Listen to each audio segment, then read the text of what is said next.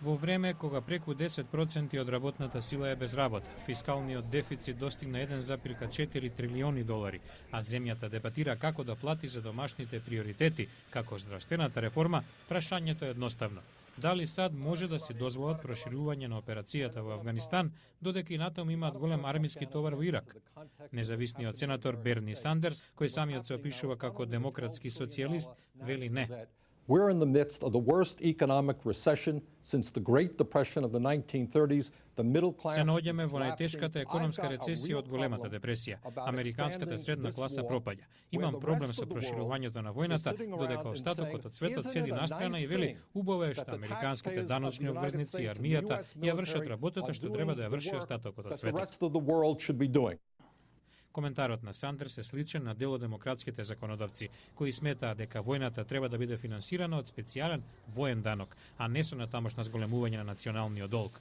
Но демократите од политичкиот центар и речиси сите републиканци тврдат дека и покрај големите трошоци, ова е војна што САД не може да си дозволат да ја загубат во ерата на милитантен екстремизам и меѓународен тероризам.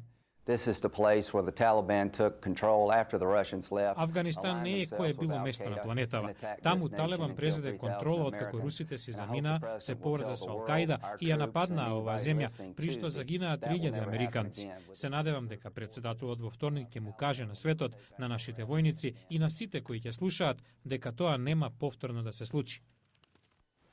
Анкетите покажуваат дека американската подршка за мисијата во Афганистан опаѓа. Еве што мислат граѓаните. Треба да се повлечеме. 75 милиарди долари дополнителни средства за Афганистан да се употребат за здравствена грижа и образование.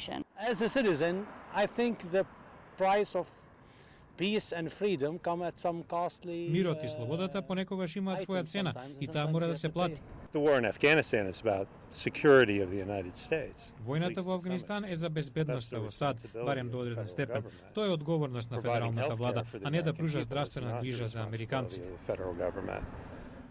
Убедувањето на американците да ја поддржат на тамошната операција во Афганистан ќе биде еден од главните предизвици на вечерашниот говор на претседателот Обама.